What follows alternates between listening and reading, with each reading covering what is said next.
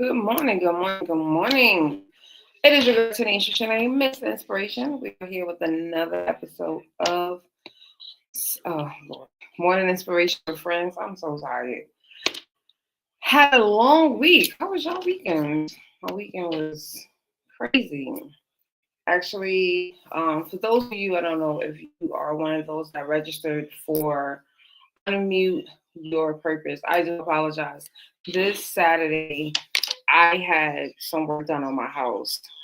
Some good stuff because I now am able to walk again on my walk pad in my office because the floors are stable. So I had to get some foundation work, had to get the floors redone in my office. So we are going to definitely add another session for our Mutual Purpose.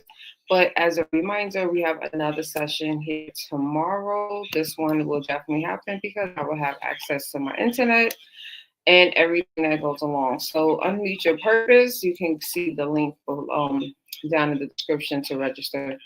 This is a conference to help anyone that feels like they are stuck, that feels as though that they don't have the confidence, or they just don't understand how to identify their purpose. And so this is going to be a great masterclass. Is 100% free. So if you go here, you can register for, as of right now, it's only for Tuesday, but we are going to add another day. I'll probably do next Saturday again, but I just want to confirm my own schedule.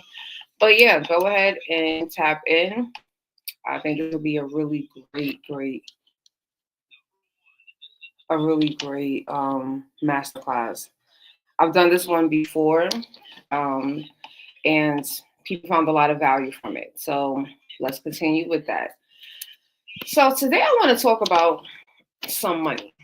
Like, not in that exact way. I'm not asking you for no money, but I want to help y'all look at life a little bit different.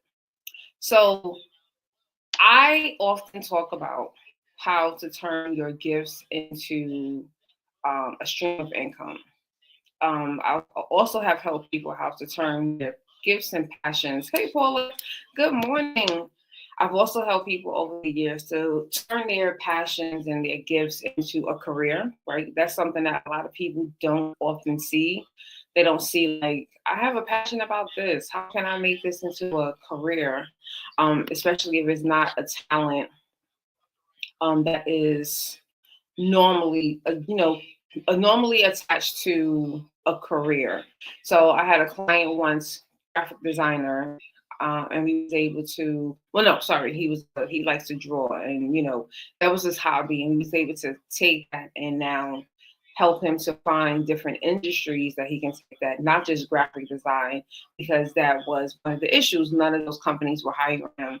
So we were able to find him other industries. I work in instructional design as one of my skills, and so we was able to partner him with individuals that were also in the same, but more focusing on the design part of illustration. Because some professors, that's what they want. They want more illustrations in their. We call them, like, we use websites like H5P, Articulate, Rise. I don't know if you guys ever heard of those things, but you can also like upload your own illustrations to make it more interactive. And he was able to at least get a contract. So I like to do that. And I think I had pointed this, I had hinted at this last week, but I'm really getting this feeling in my spirit like we all need to be tapping into something. Like we need to be tapping into some skills, some gifts, because anytime the economy is going crazy, you're seeing already job loss, people being laid off, organizations, whole agencies are being shut down or put on pause. I don't know if you heard about Job Corps last week. Job Corps has been put on pause, and I think about there's a Job Corps location out far from my house, and in Tulsa, gonna now have to figure out how to place 200 young people.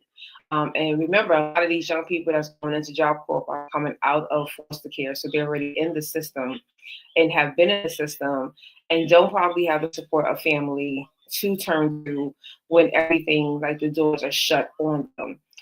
So it's unfortunate. And then you just look at other people who are just, wake up one day, have a job, and then the next day that they don't. So we got to start tapping inside skills, right?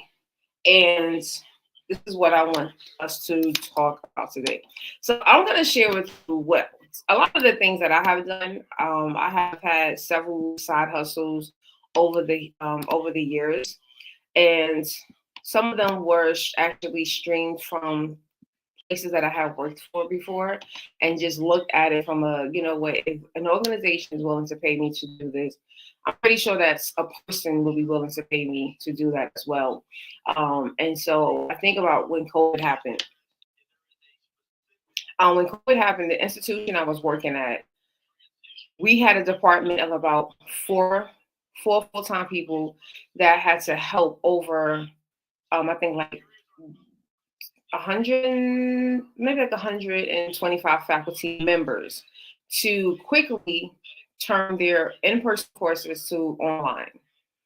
And we already were working with online faculty developing courses, so they were well established. They knew how to transition. So if any of our faculty members that were in person but taught online, they were already prepped, ready to go. But we had a lot of faculty that had never taught online, never even had taken a course online, nevertheless. So we had to do that. And that was 4 people.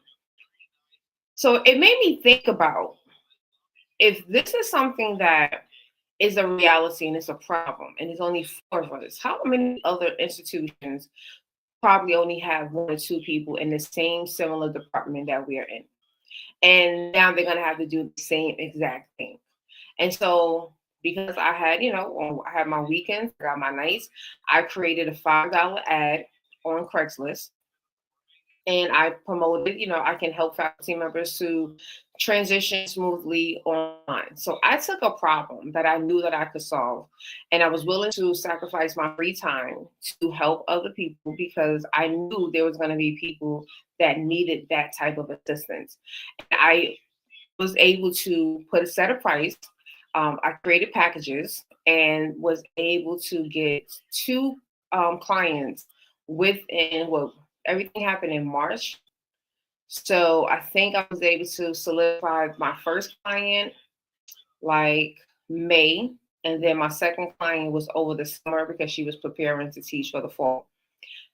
And that's something that's very simple, very easy. I said $5 ad, and I had to learn how to, like on Craigslist, how to advertise. So you have to learn how to use certain keywords, the things that people are looking for. And one of my clients, actually, she does still teach. She took this semester off, and hopefully she's going back in the fall. I'm trying to convince her to go back. And she's such a great educator, and I don't want the students to lose that. They still need someone like that. And we're still in contact. I help her every semester that she needs support, whether it's setting up her course, whether it's setting up the grade book, the same things that I was doing at that particular job that I no longer work at. But I say that to say that we have gifts that can solve a problem.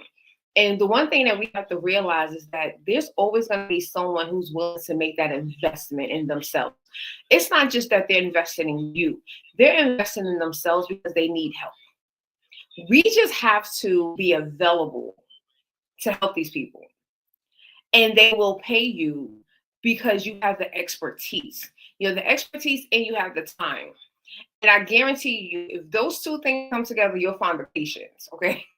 I've been teaching adult education for, come this August, will be 15 years. And I had to learn a lot of patience, but it's such a beautiful thing to have.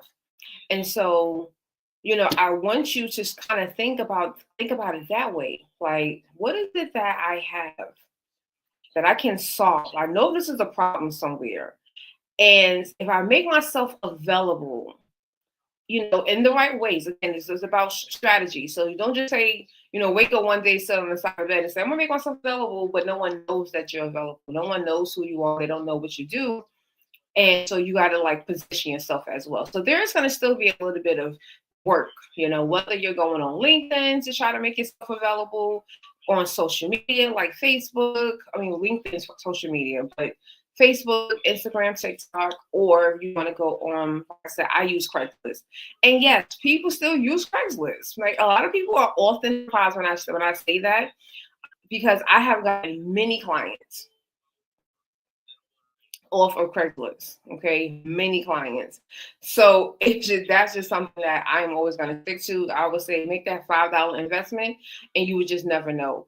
But yeah, that's how a side gig can be born into a lucrative financial stream of income, especially if you're in a season where things are a little bit tight. Right, I just paid some money to get my floors done, and the floorboards under the crawl space. That's extra money, right? And so, yes, most of us don't have the ability to take our regular working paycheck and pay all our bills, and then have this amazing big emergency happen that's going to cost you a couple of thousand or a couple of hundred of dollars, and you're able to pay it. So it's always good to be able to tap into something. I always say, like, it's good when you can actually enjoy it, right? Yes, any one of us can get the apps. We can go to Uber Eats, you can download. Yes, you can go to DoorDash. You can do Instacart, right? Those are also very available, very easy. I have also used them in the past. However, I didn't always enjoy it, right? It felt like another job. It was hard to get up, especially if it's raining, if it's cold. You're not really motivated. You got to really dig deep to find that motivation. You got to remember that bill. And you're like, oh, I got this bill coming up, or I got that trip coming up. And so it's like, you got to go out there. But when it's something that you enjoy, something that you're good at, it's just it hits a lot different. So that's why you're not hearing me say go straight to those things. I want you to tap into these gifts, because God gave them to you to do what? To use them. So we need for you to get into that space, right? So the second advice that I can give you is that you just got to start small, and you just got to stay faithful. If you're selling t-shirts, I had a client, she does like the cups, like she will design the different like Starbucks cups with jewels. She does handbags. And I remember when she had first started, she was just doing the Stanley cups, right? That's when Stanley cups became very popular, and everyone wanted to bedazzle their Stanley cups. And she just started with a few cups. I think she said that she did it where she, had people pay her first, because them Stanley cups are quite expensive. And then she was able to figure out like how much supply she would need, and then how much that was going to cost, so that she would know how to charge. And she just stayed faithful. And then it continued to grow. And I remember because we used to do one-on-one sessions. In one of our sessions, she was in her office, and she showing me her setup, her machines. Like, it was really cute. But I remember how she started, right? And so she started with what she had access to. So it wasn't like, let me go out here and buy and spend thousands of dollars. She probably already had some of the bedazzles and the jewels. She already had the glue gun. And so a lot of times it's just really saying, hey, if I'm going to do Stanley cups, just let me go start with 3 and see what happens. See if these people buy this, and if this is a good investment for me as a person that is looking to make more money. I'm always big on the less money that I have to put up front, the better for me. Okay. So I always, when I first started, I remember when I had no job, right? And I was in between contracts trying to figure out what was my next move. Again, going back onto Craigslist, but this time back in 2018, I did Microsoft Office one-on-one trainings. Again, made a advertisement, and I actually was able to get a student, and that student referred me to another student. And I think for that semester, they were like adult students who just didn't have the time to like sit with the student on campus, so they met with me virtually, and I would help them. And then I had a third client that I would actually go to her house, like during the day. I would go to her house and I would tutor her. And I just started with 3 clients, started very small. I wasn't trying to overdo myself, wasn't out here trying to have 50 clients, and, made sure that I priced it so that I didn't feel like I was overworking myself, right? And I just stayed faithful. And although it didn't continue, right, because it's not something that I'm truly passionate about, I know I can teach Microsoft. I know that it is necessary, but I'm not like, oh my gosh, this is the best thing on earth. I just do it because I know it's necessary, and but it's not something I'm like, I want to start my own Microsoft Office training center. Like, I don't want to. I know that they exist, and I will do a contract once in a while. I will work with them, but I don't personally want to see myself like doing that all the time, all day, every day. And so I just, stay faithful, and God continues to send. And then a really good job came after that. That allowed me to use the skills and talents that I really had and that I enjoyed, and the rest was history, right? So sometimes you just got to just get started, right? Don't overthink it. Stop thinking that no one needs it, or just whatever narratives you're creating, unlearn them right now. Like, start throwing them out, start putting them in the trash, because they are super, super important. So the last thing I want to say is, like, don't shrink your gifts, right? Just because it feels easy to you. And I hear this a lot, right? I hear people say this a lot. I've had people that I never coached, but again, I'm always thinking about how we can make a little bit more, right? And I remember when my car, I said, I had that financial issue, so my car had to stay locked up, couldn't drive it because I couldn't afford car insurance. And when I was able to, I had to look for a mobile mechanic. Now I remember having this conversation with my students, and I was saying to them, like, yeah, I gotta find me a mobile mechanic because I couldn't move the car, right? And I didn't want to pay for a tow. And my students were like, there's no such thing as a mobile mechanic. And this is like 2018, 2019. And I was like, no, there is. There is a such thing as a mobile mechanic. And they're like, I said, I know it is. Like, and believe it or not, I never seen it at that time, but I just knew by this time in life, there is a mobile mechanic out there. And I found him. And he's he's doing his thing. And I remember it just dropped in my spirit. I was like, you ever thought about doing like mobile mechanic classes, maybe for women, for teens, just teaching us basic stuff? Because, like, let me tell y'all, I don't know nothing about cars. Don't ask me about how to change oil. I know that they go underneath, and I cannot tell you, but I know many women that know how to change their oils. I know a lot of men. Well, I know men that know how to change. And not a change oil, not a lot, but I know some that do. And he was like, it's simple. Like, it's not that hard. And I was like, simple to you, it's not simple to everyone else. Right.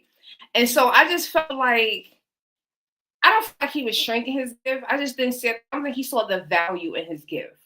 Like, there are so many people out here who just want to learn the basic about car mechanics, right? If you want to if you don't know the basic of car mechanics, I just want you to put a 1 in the chat, because I know that a lot of people just don't know. They don't know how to change. They don't know how to check their fluids, right? They might not necessarily know how to change oil, but they don't know how to check fluids. They don't know how to, I don't know how to, charge the battery.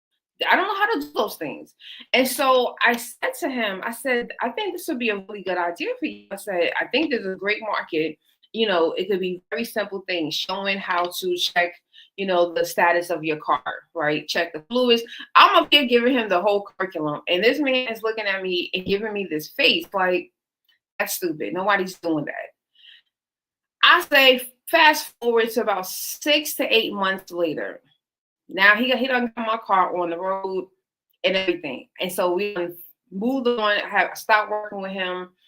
And I saw an advertisement for a gentleman out in the Bronx was doing a class at a park, all right, for women, teaching them exactly what I told him to do. And I just sent him the screenshot and I said, yeah. And I think I was charging like $40, and he was maxing it out at 10 people. First come, first serve. That's it. And he was just like, wow, I remember you was telling me this. Yeah. Right. your gift can do a lot for you. It can do a lot for everyone else. Like, so often we forget that if we just make ourselves available, we can truly help a lot of people. And a lot of people don't know how to do the simple things. A lot of our brains are not wired that way.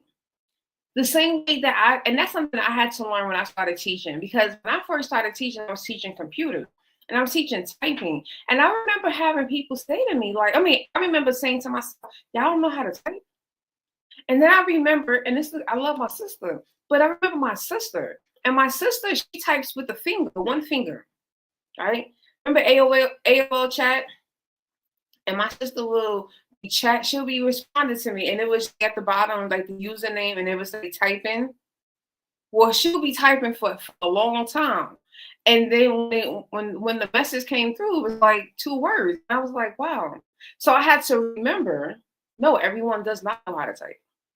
No, everyone's not online at 11 o'clock at night in chat rooms chatting with their friends trying to keep up. So I had naturally learned how to type. And when I went to college, I learned how to type properly because I didn't learn how to type properly. I just knew how to type quick. And I was like, I think the last time, I don't think I'm as fast as I used to be, but I think at one time I was typing like 60 words per minute. But yeah, like, it's not always easy for other people. So if someone is willing, right, if someone comes to you and say, hey, can you teach me how to do this? Don't say, for what? Like, that's easy. You don't, like, no one needs to know how to, you don't need to pay me to do that. If you don't make yourself available and teach that thing, because that's the other gym. The one thing I'm gonna tell y'all, anyone that knows me, I am big on telling everyone we can all teach someone something. This is the reason why you saw this young man, what's his name, Kai? Kai had Streamers University. He had all these professors. Those professors were just people that have mastered some form of streaming, and they were now teaching new streamers how to do it. Yes, we all can teach something. You can teach a class on how to make lip gloss, and then someone else can say, well, you could teach them how to make the lip gloss. I'm gonna teach them how to make the case. And then someone else could say, well, I could teach them how to put the letters on the case. This is 3 different courses in one. But how our minds work is like, well, it's not that, like, I can't do that. Like, I didn't go to school for education. 15 years in education, and Tanisha does not have a degree in education. And I used to think like you. I used to think like, well, no one's going to hire me to be a teacher because I don't have a degree in education. Oh, no. Some of us just have a natural gift. And some people can just see the natural gift.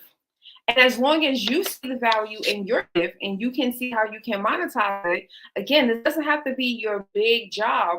But if you are looking for extra, you got to start thinking, how can I start making a little bit of extra money? How can I use this gift? Look, I don't make smoothies. I did meal prep, personal training. I still do life coaching. I do inspirational speaking. I do workshops because we can separate those in two different categories. Faculty coaching. I coach my faculty who need to learn how to, design their courses or just better strategies in teaching online.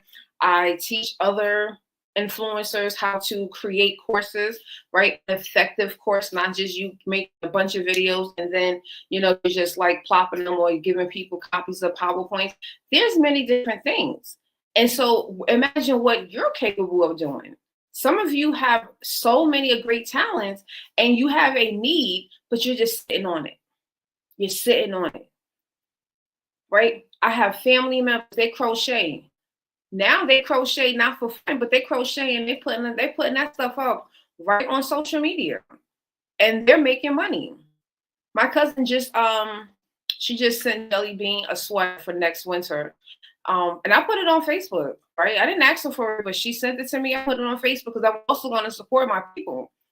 And now I think just underneath that post, I think 2 people were like, oh, I want one for my dog. Can you make one for my dog? Now, as long as she's available and she has the materials, she can make anywhere for a crochet for pets. I think I've seen on Etsy, because I see this a lot on Etsy. I think I've seen as cheap as like $40 and as much as $100, depending on the size of your dog. Let me just let y'all know this. Anything with pets, you can make some money. I'm just saying. Anything with pets. Pets, I feel like nowadays it is definitely, yeah, it's causing a lot of people to make a lot of money, right? And that's a good thing. But you have to look at it, right? I have a young lady here, Tulsa Remote. There's a lot of entrepreneurs that moved to Tulsa through the Tulsa Remote program. And she actually says she started her business because she was doing name tags for her guinea pig. And then she's just sharing it on like TikTok, social media. And then people are like, oh, I like that. Can you make one for me? And she's like, sure. And then it turns into 10, 15 orders. So what started as a side gig ended up turning into a full-blown business for her. And when she came back, when she moved to Tulsa, she actually restarted her business because I think she had to stop it for whatever reason back in her hometown, right? A side hustle can easily turn into a business. A side hustle can actually give you options to now look and explore at your career options as well. So many different ways that this can go. I've heard people tell these stories of how a side hustle has turned into seven-figure businesses, or for them to like land the job that they really want. They created the space that they needed to get the experience that companies were looking for, and they knew how to dress up on their resume. Some people do end up starting LLC, so they do have legit businesses. And so they're now able to go into the corporate world or to the organization that they really want to work at and get the job that they really want. So you don't really know what's going to happen. You don't know how God is going to use it. But I just want us to get to a point and an understanding that we need to start using it. That's the key part. You just have to start using it. Identify a gift and see how you can figure out how this can actually turn into a way. So I put up a prompt. I always leave y'all with the prompt before I go. But what do people always come to me for, and how could I turn that into a small offer or a side gig? Think everything. Don't think small. Think everything. Every possible option. I want you to consider all options, right? Nothing is too small. Nothing is off limits. The only thing that I often say is just don't do anything illegal. Okay. I'm not encouraging you to go out there and do anything illegal or anything that goes against your morals. If it goes against your morals and values, I have no say. Don't do it. But if it doesn't, and especially again, and I want us to get into I want us to get into this habit of not being reactive. I want us to start being proactive. Like I said, if right now you're good, you're financially stable, your job is good, and you're like, well, Tanisha, I don't really need any money. We just never know, right? And I'm not asking you to go and do another 60 hours a week. It can start very small, right? And just put that into your savings. Some of you might want to start a high yield savings, and now you can put that into it. There's so many different ways that you can do this, but I just want us to get started, right? Because we just never know. Like I said, we're living in a time that things are just constantly happening, and I just don't want us to be stuck. I went all this time with only one earring in my ear. Look at that. Not paying attention, being fast. But but yeah, so I hope this has given you some like insight. We're gonna talk about this a little bit more because like I think that side side gigs are just one avenue. We can always take it up a notch. Now, I will say I do already have a course about this, but I'm not going to talk about that course until later on this week because I want you to kind of see like different ways. Tomorrow, we're going to talk about digital products, right? I'm not going to teach you how to do a digital product, but we're going to talk about the value of digital products and how you can incorporate them into your business if you are already a business owner, or how you can just create digital products as a way for side hustles as well for yourself. So I am your girl, Tanisha Shanae. Miss Inspiration, please connect with me. Go ahead and sign up for tomorrow's masterclass. It's a free masterclass. Link is below, but you can also go to my link tree to learn more about my books, my community, my courses, my blog. And I'm just your girl, Tanisha Shanae, Miss Inspiration. Thanks for spending some time with me this morning. I will see you back here tomorrow at 7 a.m. Central Time, 8 a.m. Eastern. And just remember, next week we're taking a week off from live. So I will be replaying the financial healing your finances. That's going to be the replay for next week. While I am just taking a little break. Because I've been doing good. Like I've been going consistent for a couple of months now. I gotta pat myself on the back because I've been showing up, showing out, being consistent. And now we're just working on other sides of, building. You're going to start seeing more stories on YouTube. You're going to start seeing more reels on my other social media platforms because we have a lot of content now. And now we can just play to gather more people here. But just to keep getting the messages out. So if you can go ahead and share this message with someone, I think this would be really valuable to someone, especially if they're stuck in a financial situation and trying to get to the next level. I want us all to prosper. I want us to be behind. And again, the more that we stay proactive, that's the best way. Saturday was a very annoying day to have to spend this money. But the beautiful part about all of this is because I was proactive, I was able to just go to the bank and make the payment.